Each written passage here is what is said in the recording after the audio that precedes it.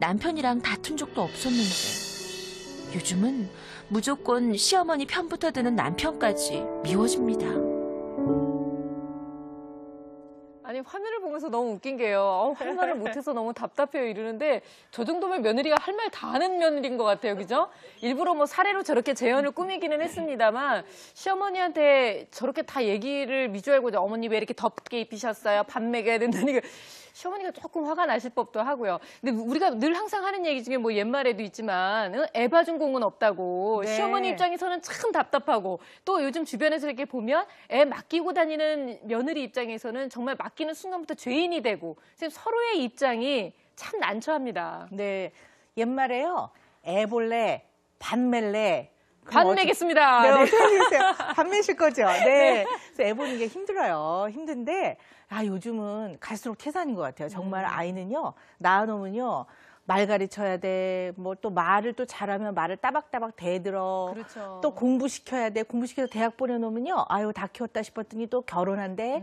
또 뭐 혼수도 해줘야 되고 집도 사줘야 되죠. 네네. 그래갖고 또 결혼시켜놨더니 또 이번에 애 봐달래요. 아유. 그러니까 이게 참 갈수록 태산인 게 자식인 것 같은데요. 이게 이제 아이를 봐주는 것만도 사실 굉장히 감사한 거죠. 왜냐하면 요즘은 이제 역할이 바뀌어서 여자들이 밖에 나와 일을 해야 되는데 이 아이가 늘 걸림돌이에요. 참 여자들은 억울해요. 똑같이 일을 하는데 고민이 있으면 여자가 더 많이 해야 되고 육아 고민. 그리고 정말 결정적일 때 누군가가 아이를 봐야 되면 여자가 포기하는 경우가 확률적으로 그렇죠. 더 좀 많은 것 같아요. 예. 그게 이제 모성인 것 같긴 하거든요. 그러긴 하는데 이제 그래도 남보다 또 뭐 할머니, 또 외할머니든 친할머니든 봐주시면 얼마나 좋겠습니까? 그런데 너무 감사한 일이긴 한데요. 사실은 이제 아이를 봐주는 순간부터 어떻게 보면 빚을 좀 지게 되는 거죠. 마음의 네, 빚을. 그렇죠. 근데 가장 큰 문제는 뭐가 되냐면요. 일단 젊은 사람들이 육아를 하는 기준과 연세 드신 분들이 하는 게 좀 많이 다를 수가 있어요. 근데 이 얘기를 하면 의논이 안 된다는 거죠. 네. 합의가 안 이루어지고. 사실은요, 이건 이제 우리끼리 얘기인데요.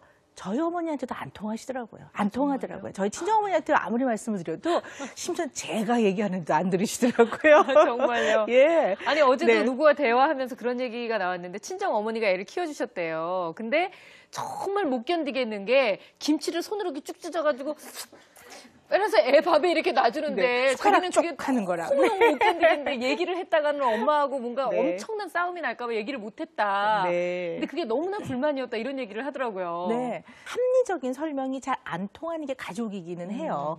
그리고 가족은 너무 가깝다 보니까 뭔가 진지하게 얘기를 하는 게 좀 어색하기도 해요. 그렇죠. 오히려 더 이렇게 네. 너무 심각해질 수도 네. 있고. 네. 그래서 이게 참 우리 문화에서는 이렇게 진지하게 앉아서 의견을 얘기하고 서로 의견을 합의를 보는 게 참 어려운 것 같아요. 맨날 우리 TV에서 토론하다 보면 싸우잖아요, 나중에. 네네. 이제 그런 문화가 익숙하지 않은 것 같기도 하는데요. 아이 키우는 문제에 있어서는 이제 키워주시는 어르신 입장에서는 두 가지 마음이 있는 것 같아요. 일단 너무 힘들어요. 그렇죠. 몸도 힘들고 힘이 드는데 자녀들이 뭐라고 하는 게 꼭 내가 잘못 키운다고 타박하는 것 같거든요. 그러니까 이제 본인의 방식을 더 고수하는 거죠. 아니야, 내가 맞아. 이렇게 되는 거죠. 그리고 이제 도저히 말이 안 통해서 며느리나 딸이 그러면 우리 전문가한테 와서 물어보자. 그러면 절대 안 오세요. 네. 그냥 혼날까 봐. 왜냐하면 본인은 사랑으로 최선을 다해 키웠는데 혹시 애가 뭐가 문제가 있다는 얘기 들을까 봐. 그러면 이제 그 어떤 화살이나 탓이 본인한테 다 온다고 생각을 하는 거죠.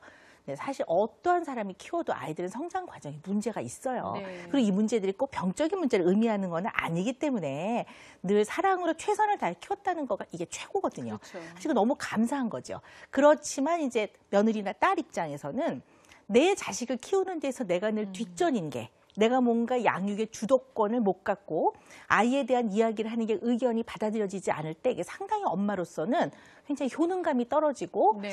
굉장히 속상한 거죠. 이런 이제 미묘한 갈등이 생긴단 말이죠. 그래서 부모님한테 아이를 맡길 때는 몇 가지를 맡길 때 꼭 이제 합의를 보셔야 돼요. 예를 들면 몇 시까지 들어오겠다라든가. 근데 그 이후의 시간은 어르신들한테 자유를 줘야지. 안 그러면 너무 힘들어요. 그리고 주말에는 꼭 엄마 아빠가 아이를 보는 게 좋고요. 네. 밤엔 좀 데리고 잔다든가 뭐 이런 걸 통해서 그러니까 이제 분업을 좀 해야 되고요. 그다음에 이제 그 대가를 좀 주시는 게 좋아요. 뭐 부모 자녀 간에 무슨 대가냐 그러지만 이게 대가라는 표현이 좀 어떻게 보면 좀 어색하긴 한데요.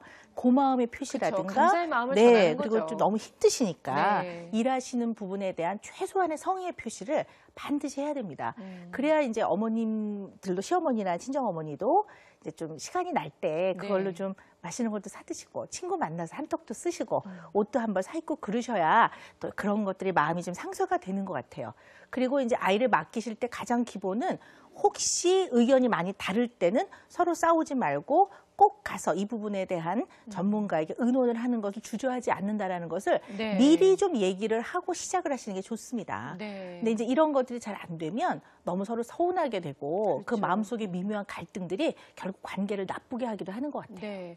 저희가 지금 이제 육아와 관련된 고부 갈등으로 좀 이렇게 국한되는 느낌이 들기는 하지만 전체적으로 봤을 때는 사실 이렇게 뭔가 의견이 합의를 보지 못했을 때 중재 역할을 해야 되는 게 사실은 이제 남편인 거잖아요. 시어머니와 나 사이에 있는 남편. 근데 지금 이제 화면에서 나왔다시피 저 남편도 어련히 알아서 잘하시겠어 하면서 엄마 편을 든단 이게 말이에요. 미워요. 그 말을 듣는 순간 너무 밉거든요. 차라리 아무 말을 말든가. 네. 뭐 이런